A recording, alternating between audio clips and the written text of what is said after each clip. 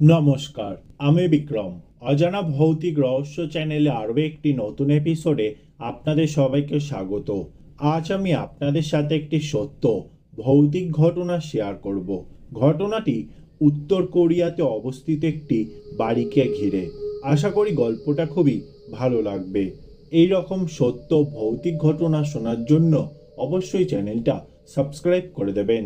এই একটি বাড়িকে ঘিরে একটি রহস্যদানা বেঁধে আছে। অনেকেই তাকে বলে পোড়া ভূতের বাড়ি, আবার অনেকেই বলে অভিশপ্ত বাড়ি। এর পেছনের ঘটনাটা তুলে ধরছে। এই বাড়িতে ভাড়া থাকতো একজন সরকারি কর্মজীবী। লোকটা তার স্ত্রী এবং এক মেয়েকে নিয়েই তাদের পরিবার ছিল। একদিন খুব রাতে পার্টি করে বাসায় আসার পর লোকটা এবং তার পরিবারের সবাই ঘুমাতে চলে যায়।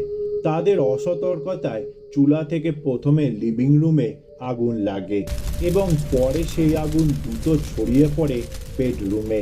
রাতে ঘটনাটা ঘটার কারণে কেউ তাদের সাহায্য করতে পারেনি। ফায়ার ব্রিগেড আগুন নেভানোর পর পুড়ে কঙ্কাল হয়ে যাওয়া 3টি লাশকে উদ্ধার করে তারা। ঘটনাটা ঘটে তারপর থেকে। সেই বাড়িতে প্রায় 1 বছর পর নতুন ভাড়াটিয়া আসে। কয়েকদিন পর থেকে তারা অভিযোগ করতে থাকেন যে বাড়িতে নাকি সন্ধ্যার পর থেকেই ছাই উড়তে দেখা যায়, পোড়া ছাই। যদিও তারা ছাই তৈরি হবার মতো কোনো কাজই করেন না, তবুও তারা প্রায় এই জিনিস দেখতে পায়। মাঝে মাঝে স্বচ্ছ সাদা জিনিসপত্র, যেমন সাদা শার্ট, প্যান্ট, তোয়ালে, এর মধ্যে কালো কালো ছোপ পাওয়া যায়। ছোপগুলো অনেকটা মানুষের হাতের মতো এবং তার আশেপাশে ছড়িয়ে ছিটিয়ে থাকে ছাইয়ের গুঁড়া। মানুষের মধ্যে আতঙ্ক দানা বাঁধতে লাগলো। তবে কি ফিরে এলো সেই লোকটা এবং তার পরিবার? এবার কি তবে অতৃপ্ত আত্মা হয়ে ফিরে এলো নিজেদের ঘরে? ঘটনাটা মারাত্মক রূপ নেয় যখন সেই ফ্ল্যাটের একটি লোক কিছু একটা প্রত্যক্ষ করে। ব্যাপারটা অনেকটা এই রকম। লোকটা রাতে টয়লেট যাবার জন্য ঘর থেকে বের হয়। কাজ শেষে নিজ ঘরে ফিরছিলেন তিনি। ফেরার পথে রান্নাঘরে খসখস শব্দ পান। ঘরের লাইট নেভানো ছিল। তিনি ভাবলেন হয়তো বেড়াল হবে হয়তো। রান্না করা কিছু খাবার তখন বাইরে ছিল। উনি তাই বেড়ালটাকে তাড়িয়ে দেওয়ার জন্য রান্নাঘরে উকি দিলেন। উকি দিয়েই ভয়ে জমে গেলেন সেখানে। রান্নাঘরে ঠিক তাকের পাশে 3টি ছায়ামূর্তি দাঁড়িয়ে আছে।